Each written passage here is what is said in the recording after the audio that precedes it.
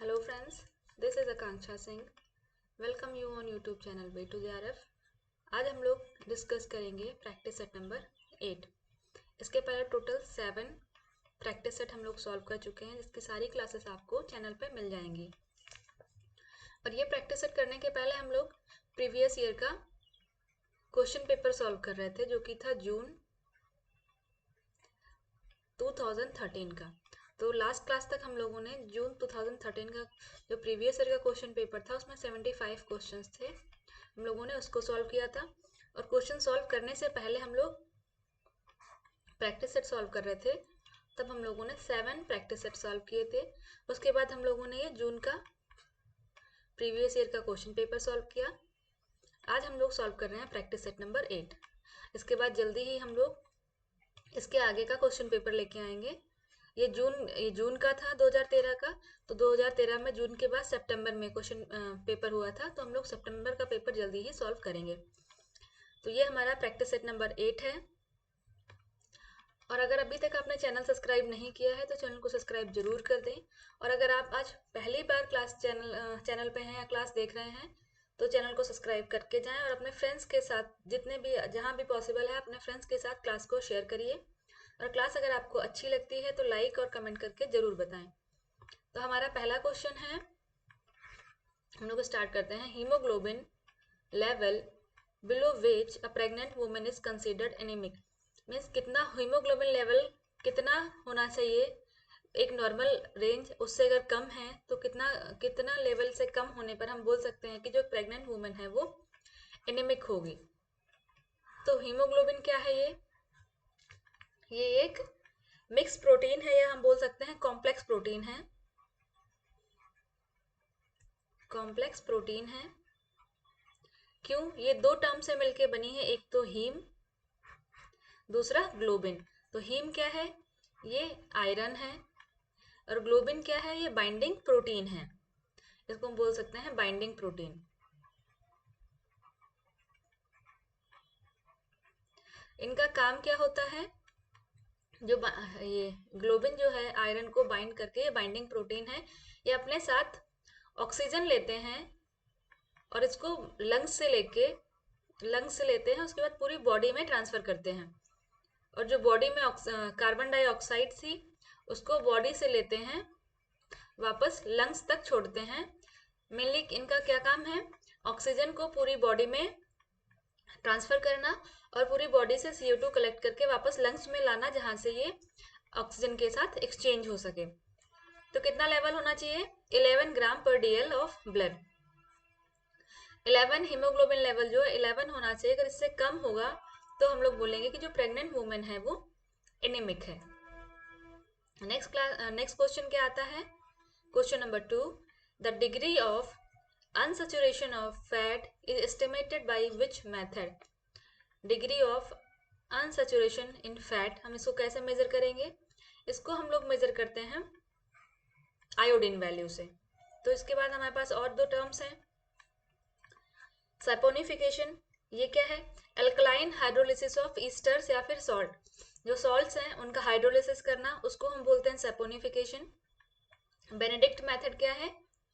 ये जो reducing sugar है उसको आइडेंटिफाई करने का तरीका है, रिड्यूसिंग शुगर है या सिंपल शुगर को आइडेंटिफाई करते हैं थ्रू दिस मेथड। और आयोडीन वैल्यू क्या होता है? इसमें हम देखते हैं degree of unsaturation of fat, और जब ये हम टेस्ट करते हैं तो उसमें देखते हैं कि टोटल ग्राम ऑफ आयोडीन कितने, हमारे देखते हैं कि कितने ग्राम ऑफ आयोडीन जो है वो एब्जॉर्ब बाय 100 ग्राम फैट। जब भी हम ये टेस्ट करते हैं तब हम देखते हैं कि 100 ग्राम फैट के द्वारा कितना आयोडीन एब्जॉर्ब किया गया है। अगर आयोडीन एब्जॉर्प्शन वैल्यू हाई है, मीन्स फैट में अनसैचुरेशन डिग्री ज़्यादा है। अगर आयोडीन की एब्जॉर्प्शन वैल्यू कम है तो मीन्स फैट में अनसैचुरेशन की जो डिग्री है वो कम है। नेक्स्ट क्वेश्चन आता है हमारा क्वेश्चन नंबर 3। तो क्वेश्चन नंबर 3 हमारा क्या है? The HbA1c level above which a person is diagnosed as diabetic। मतलब यहाँ पे हम बोलते हैं कि जो HbA1c का लेवल है कितने से ऊपर होगा तो हम बोलेंगे कहेंगे कि ये पर्सन जो है वो डायबिटिक है। तो ये HB1AC लेवल ये क्या है, ग्लाइकेटेड हीमोग्लोबिन, इसको हम यूज करते हैं एक नॉर्मली अगर हम बोल सकते हैं तो ये 3 month average plasma sugar level है। हम बोल सकते हैं कि 3 month average plasma glucose value हम इससे काउंट करते हैं। जो HB1AC है ये क्या है, ये ग्लाइकेटेड प्रोटीन है या ग्लाइकेटेड हीमोग्लोबिन है, जिसमें हम देखते हैं कि 3 month average of plasma glucose. और नॉर्मली हम डायबिटिक में क्या देखते हैं कि ब्लड में ग्लूकोज लेवल कितना है।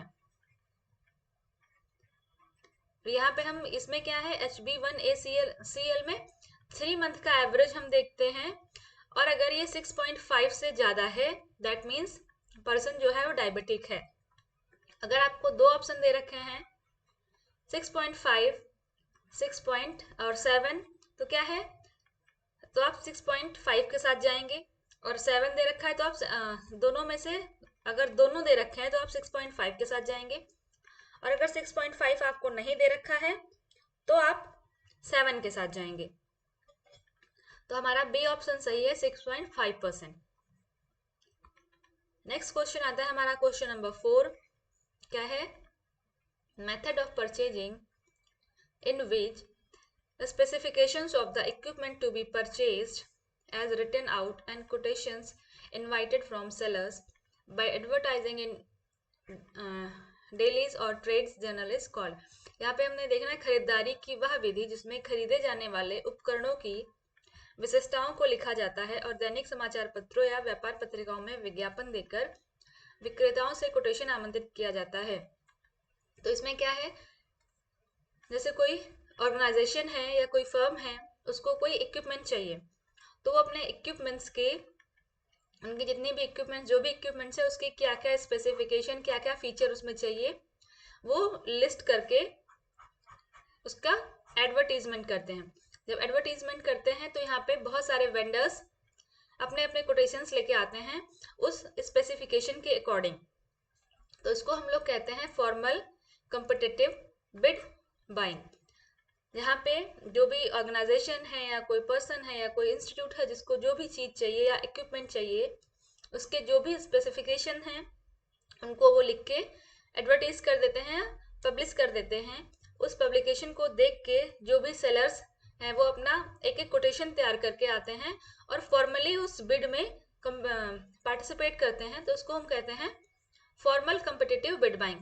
निगोशिएटेड बाइंग क्या है, जो बायर है मतलब खरीदने वाला, वो सेलर के पास देखता है क्या चीज है और उसको अपने स्पेसिफिकेशंस के अकॉर्डिंग उसकी उससे क्या करना, हम क्या कहते हैं मोल भाव करना। अगर उसको कोई 10 स्पेसिफिकेशन चाहिए किसी इक्विपमेंट पे और एक इक्विपमेंट की कीमत अगर 100 रुपीज है और बायर को वहां पे 6 to 7 स्पेसिफिकेशंस मिल रहे हैं, तो वो सेलर से निगोशिएट करेगा, मोल भाव करेगा और सबसे कम अमाउंट पे जितना वो कर सकता है मोल भाव, वो कम अमाउंट पे जाके उसको खरीदना, उसको हम कहते हैं नेगोशिएट बाइंग। ऑक्शन बाइंग, जहाँ पे किसी एक इक्विपमेंट को लेके बहुत सारे लोग पार्टिसिपेट करते हैं उस एक इक्विपमेंट के लिए और उसको अपने इंटरेस्ट के अकॉर्डिंग या अपनी वैल्यू के अकॉर्डिंग उसकी प्राइसिंग करते हैं और बेस्ट प्राइसिंग को ये इक्विपमेंट सेल किया जाता है। देन ओपन मार्केट बाइंग क्या है, ओपन मार्केट बाइंग है जहाँ पे ओपन मार्केट है, कोई भी आके अपने स्पेसिफिकेशंस दे सकता है, प्रोडक्ट खरीद सकता है। तो ये हो गया open market buying. Next question आता है question number 5। Which of the following dye is cationic in nature. तो जो बेसिक डाई है ये नेचर में केटाइनिक होती है, बाकी जो एसिडिक डाई है ये नेचर में एनाइनिक होती है। नेक्स्ट क्वेश्चन आता है हमारा question number 6।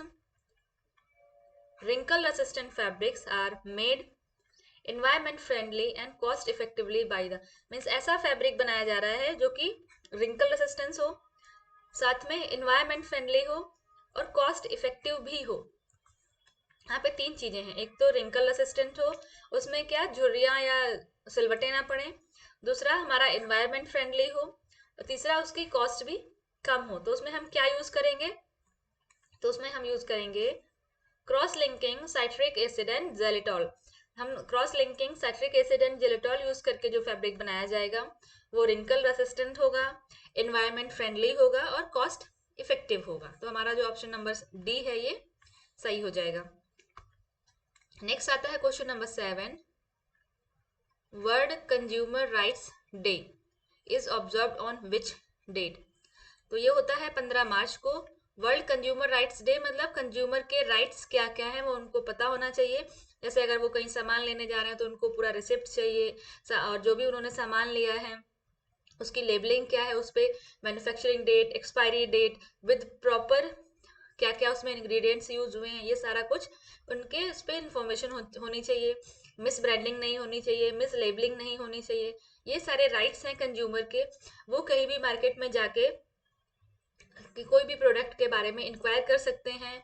They are not bound to purchase that product. तो ये सब जो राइट्स हैं ये कंज्यूमर को पता होना चाहिए। तो कंज्यूमर राइट डे कब मनाया जाता है? ये 15 मार्च को। और इस टाइम अभी इलेक्शन का टाइम है और आप सभी लोग कितना 18+ तो हैं।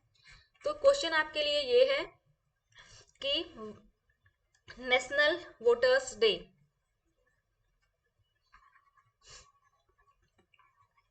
नेशनल वोटर्स डे कब होता है, ये आपको आंसर करना है कमेंट सेक्शन में। अब इलेक्शन का टाइम है और मोस्ट प्रोबेबली आप सभी लोग वोटिंग करने जाएंगे। तो आपको पता होना चाहिए कि नेशनल वोटर्स डे कब मनाया जाता है। इसका डेट आपको कमेंट सेक्शन में आंसर करना है। नेक्स्ट क्वेश्चन है हमारा क्वेश्चन नंबर 8, क्या है? The branch of cognitive ergonomic deals with which concept given below. Cognitive means mental, ergonomic means जो भी हम काम कर रहे हैं प्रोडक्टिविटी हम देखते हैं, सेफ्टी देखते हैं। तो यहाँ पे इससे रिलेटेड मेंटल प्रोडक्टिविटी या मेंटल सेफ्टी को हम देखते हुए देखेंगे हमारा कौन सा ऑप्शन कॉग्निटिव एर्गोनॉमिक्स के साथ जाता है। ऑप्शंस क्या है? Anthropometry, bio mechanical characteristic, human computer interaction, quality management. एक तो ये आ गया क्या? मेंटल, जो कि हमारा human computer interaction. Sorry light चली गई है। अभी मोस्ट प्रोबेबली 2 to 3 क्वेश्चंस बचे हैं तो इनको हम लोग पूरा डिस्कस कर लेंगे, उसके बाद क्लास को खत्म करेंगे। तो हमारे जो ऑप्शंस हैं उसमें हमारा जो ऑप्शन है वो कौन सा ऑप्शन जाएगा? हमारा जाएगा ह्यूमन कंप्यूटर इंटरेक्शन। हमारा जो ऑप्शन सी है ये सही हो जाएगा। और एंथ्रोपोमेट्री क्या होता है? एंथ्रोपोमेट्री मीन्स जो बॉडी डायमेंशंस को मेजर करना, तो इसको हम बोलते हैं एंथ्रोपोमेट्री। चलो आगे के क्वेश्चंस हम लोग नेक्स्ट क्लास में करेंगे। 8 तक हम लोगों ने क्वेश्चन किया। जो क्वेश्चन है आपके लिए कि नेशनल वोटर्स डे कब मनाया जाता है, इसका आंसर आपको करना है कमेंट सेक्शन में।